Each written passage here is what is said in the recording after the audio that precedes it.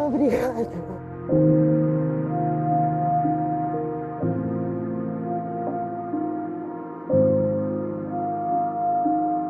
Obrigada, eu.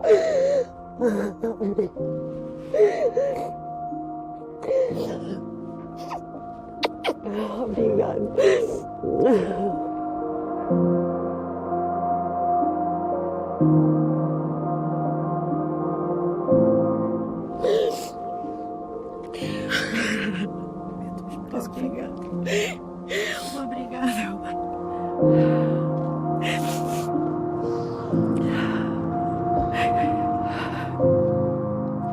Este meu filho foi-me tirado, ele não andava, eu nunca vi este meu filho andar. Eu nunca vi este meu filho dar um passo. O filho de que fala é Fábio, que desapareceu do lar da Iurde. Essa criança foi levada para o Brasil. A mãe vai saber do seu filho hoje, 20 anos depois. Tá aí. O Fábio. O Fábio, infelizmente, eu vou ter uma notícia. Ai, não. Oh, não.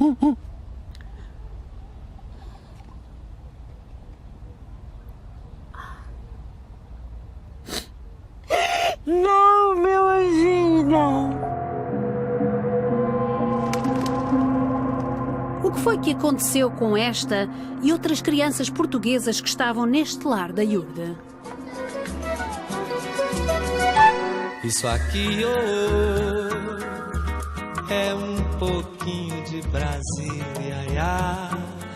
A Iurde foi fundada em 1977 no Brasil. Feliz. Edir Macedo começa a pregar num pequeno coreto. Hoje enche estádios de futebol. Em 1989 chega timidamente a Portugal. Começa numa pequena garagem em Benfica e em 1994 compra o Cinema Império em Lisboa. Jesus, fale forte com Deus agora, fale forte, porque o Senhor Jesus é o amém. Ele diz amém. A polémica estala em 1995, quando a Iurde tenta comprar o Coliseu do Porto e um movimento de cidadãos algema-se ao edifício em protesto. Ok, pessoal, me dá vossa conta bancária, eu faço milagre de fazê-la desaparecer, viu?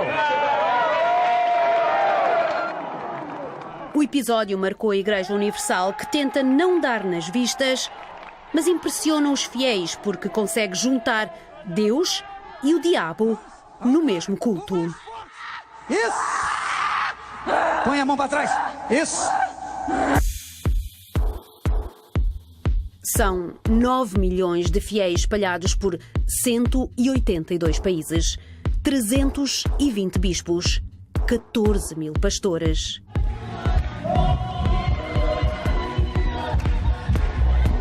Eu vou pedir para esse povo trazer tudo que ele tem no bolso. E milhões de euros em ofertas e dízimos não tributados. Só em Portugal, a Iurde declara rendimentos superiores a 30 milhões de euros por ano. Mais de 30 milhões de ofertas dos fiéis livres de impostos. E até você que diz, pastor, não tenho nenhum bem, eu não tenho nada, eu não tenho carro, não tenho bem, não tenho nada. O maior bem que eu tenho, pastor, é a minha reforma, o meu salário. Edir Macedo, 72 anos, começou como vendedor de lotaria e acabou por fundar a Igreja Universal do Reino de Deus, que defende a teoria da prosperidade. A Igreja Universal do Reino de Deus não pode ser como outras igrejas. Tem que acontecer algo maior. Casou. Tem 2 filhas, Cristiane e Viviane. E enquanto a sua família está cada vez mais rica, os fiéis têm cada vez menos. Edir Macedo prospera. Tem apartamentos de milhões como este em Miami, no prédio mais tecnológico do mundo, considerado o novo parque de diversões dos milionários. Os multimilionários de todo o mundo estão se reunindo para a luxuosa propriedade em Miami, onde podem usar um elevador para os seus carros. Tem um banco no Brasil. Banco Renner. É dono do Grupo e da TV Record. Viaja em avião privado e é considerado o bispo mais rico do Brasil e um dos homens mais poderosos do mundo. Meu Deus, se o Senhor não abençoar este povo, o povo da Igreja Universal do Reino de Deus, em todo o mundo, não houver resposta, não houver cumprimento dessa palavra, eu prefiro que o Senhor me mate, me tire a vida de uma vez. Controverso, o bispo foi várias vezes investigado e chegou a estar preso em 1992. Sinto como um apóstolo, porque estou sentindo o que eles sentiram na sua época. A cúpula da IURD no Brasil foi acusada de charlatanismo e formação de quadrilha para a lavagem de dinheiro e evasão de divisas. Alguns dos processos continuam a ser investigados até hoje. Eu assinei muitos papéis que eu não sei, não tenho ideia do que foi que assinei, não tenho lembrança do que foi que assinei. Edir Macedo também está a ser investigado em Nova Iorque pelo FBI, onde a tesoureira da igreja chegou a ser detida. Mas nós não temos nada.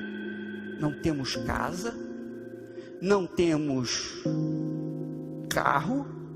O bispo esconde um segredo há mais de 20 anos. Um segredo que a TVI vai revelar e que põe em causa a imagem desta família perfeita. Esqueça tudo o que viu e ouviu sobre a IURD até aqui.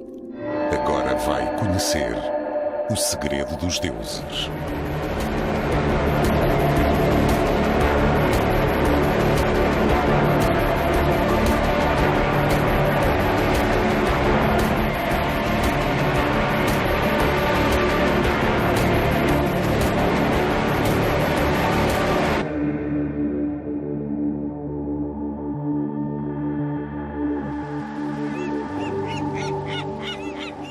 Este é um segredo muito bem guardado, protegido com acordos de confidencialidade. Várias crianças pequenas foram levadas de Portugal sem deixar rastro. Entre elas estão Vera, Luís e Fábio. 3 irmãos que acabaram na América através de um esquema de adoção ilegal. E fui babysitter deles os 3. Durante o tempo que eles foram para a América. E onde estão, sei onde é que eles estão, sei quem os levou. Eu não fazia ideia sequer de nada. Como deve saber, eu perdi.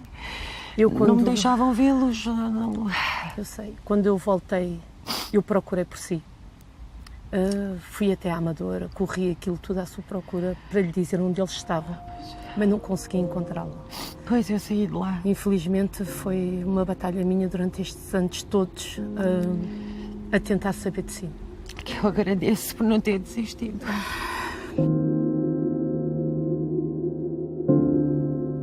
Quer perceber melhor toda esta história? Quer saber como é que tudo isto foi possível?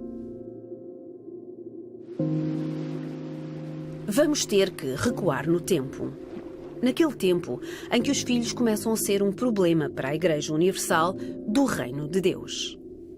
89, 90, os pastores tinham filhos. Normal.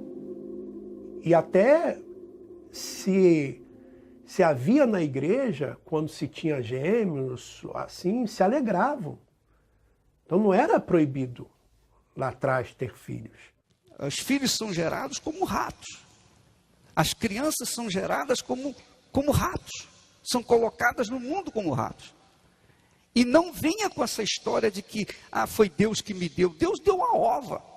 Deus não dá filho para ninguém. com o desenvolvimento da igreja, o crescimento da igreja, as coisas foram mudando. Aí chegou uma época que o bispo, ele não permitiu mais que tivesse filhos. Tal como agora, já há 20 anos, Edir Macedo cria todos focados no crescimento da Iurde. Você, jovem, se você tem juízo, não tenha filho. Só se você tem juízo. Se você não tiver, você tem filho. Porque jogar um filho no mundo, trazer um filho no mundo, é uma irresponsabilidade nos dias atuais. O Conselho torna-se obrigatório, mundialmente obrigatório para pastores e bispos da Igreja. Por ordem do Senhor Bispo Macedo, a partir de hoje, o pastor, ele só vai gerar filhos no Espírito. A partir dessa data. Não é mais para pastor ter filhos. Vocês entenderam?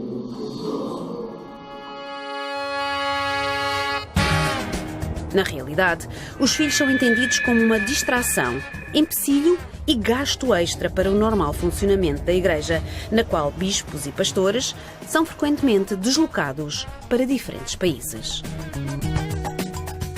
O pastor viaja muito, um dia está aqui, outro dia está acolá, entendeu? Isso tudo, e há muitas trocas, e não vamos sacrificar a criança por causa disso, e seria bom.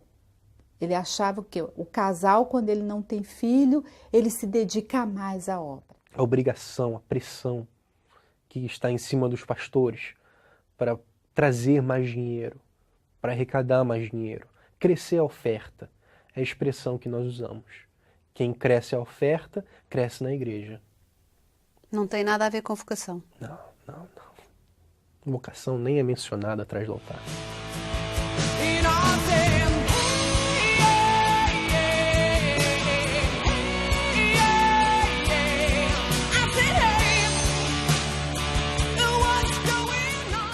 No início dos anos 90, Edir Macedo vai mais longe. Defende a vasectomia para todos os pastores e bispos da Igreja. Uma cirurgia que em Portugal é proibida para homens sem filhos e com menos de 25 anos. Eu fiz vasectomia a mando da igreja e fiz em clínica clandestina, porque eu não podia fazer vasectomia, eu não tinha filhos, eu não tinha idade para fazer. Então, vários pastores começaram a fazer vasectomia. Eu lembro que pastores faziam filas em clínicas para fazer a vasectomia. Haviam filas, era como se fosse um matadouro. O pastor entrava na clínica, na sala de operação, saía, entrava mais um. Saía, entrava mais um. Eu lembro claramente disso. E depois um ficava esperando o outro com um gelo e entravam todos no carro, voltavam para a igreja. No próximo dia eram mais pastores. Hoje, qualquer bispo ou pastor tem que ser vasectomizado antes de casar. É uma ordem. Falei para não ter filho, não falei? Nós até pagávamos para fazer vasectomia, mas teve filho. O problema é seu, se vira, minha filha. Se vira. Vai embora daqui, não quero saber de você não quero saber do problema seu não. Se vira. A igreja não é uma instituição social.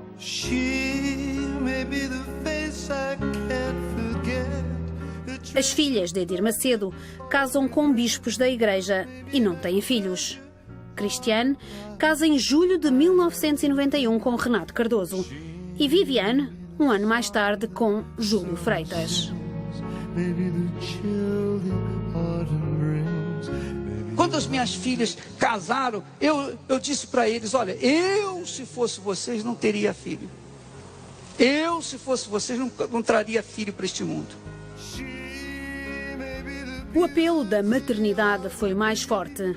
Para ambas, a única solução passava pela adoção, E então, o discurso da Igreja mudou. Aí veio o bispo falar sobre adoção.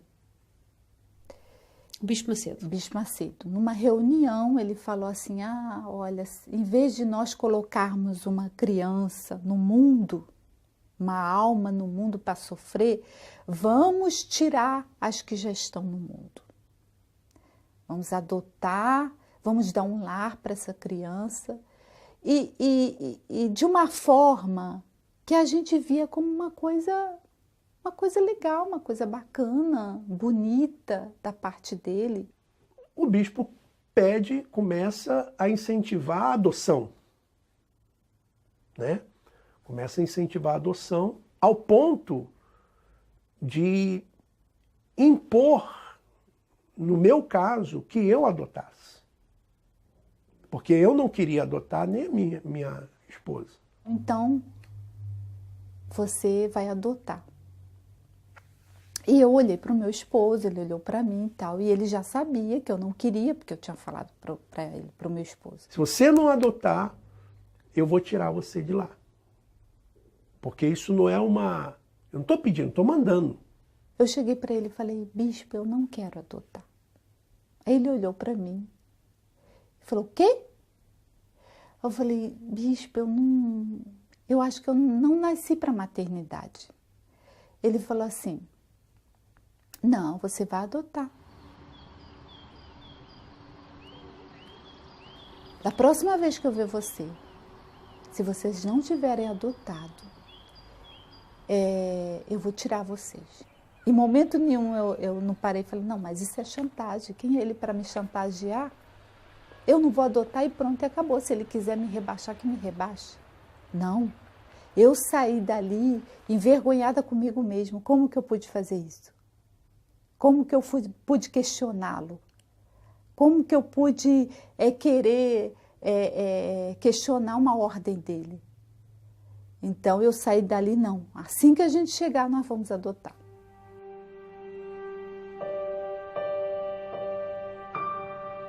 E adotaram. Foram obrigados a adotar um bebê que não desejavam. Um menino que hoje é um homem. Olá a todos que estão vendo esse vídeo. Meu nome é Lucas Paulo. Eu sou filho do Bispo Alfredo Paulo. E eu queria nesse vídeo contar um pouco para você da minha adoção.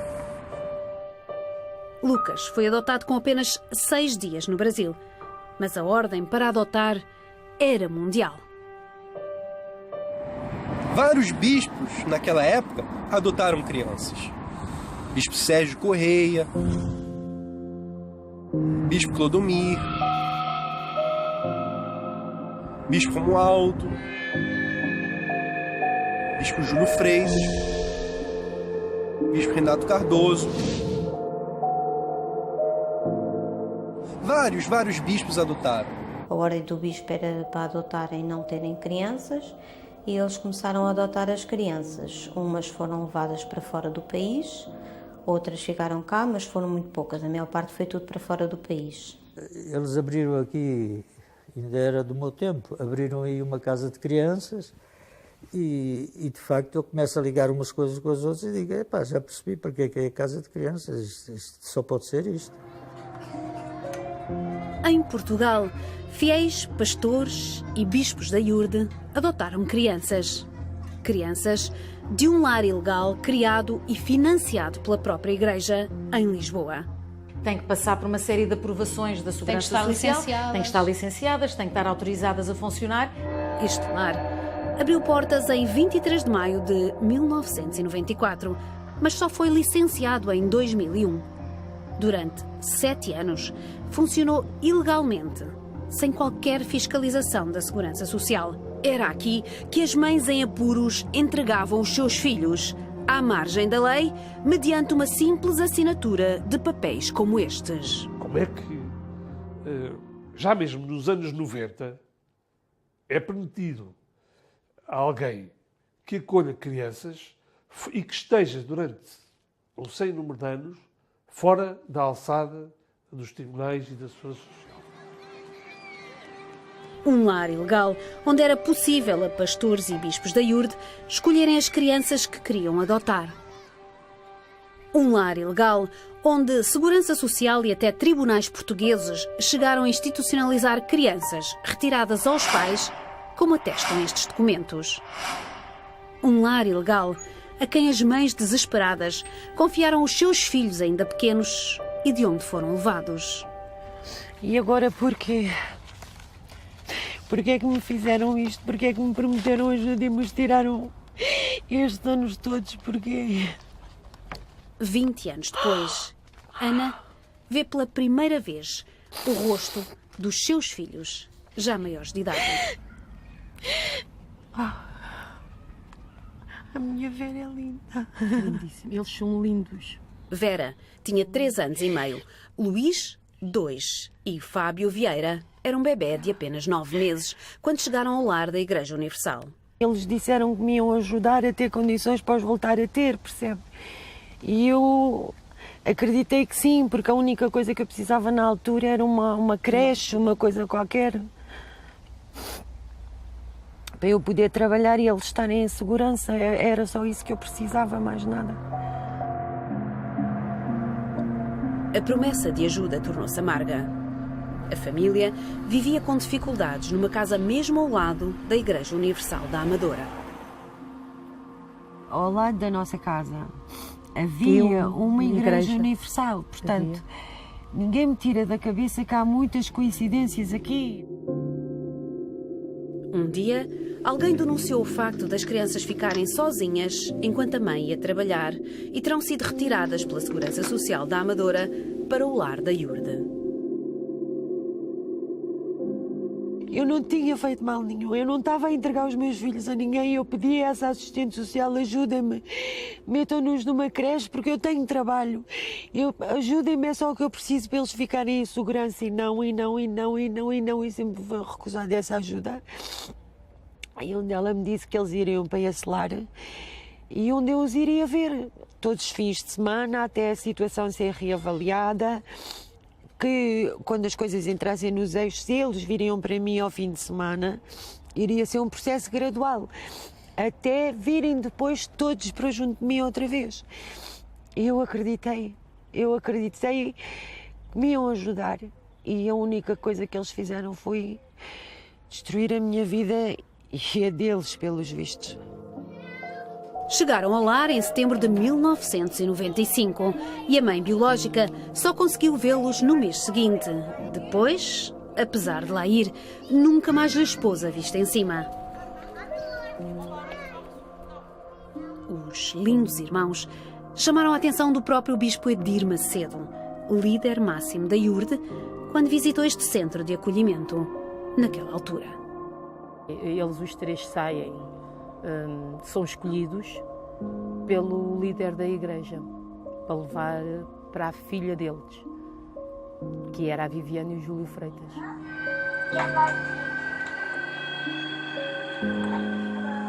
Amanhã, saiba como é que os irmãos acabaram na casa do bispo Edir Macedo nos Estados Unidos. As mentiras e a entrega ilegal das crianças à filha do bispo Edir Macedo, líder da Iurde. Escolhidas por fotografias e roubadas às mães biológicas. O segredo dos deuses. Uma investigação exclusiva TVI.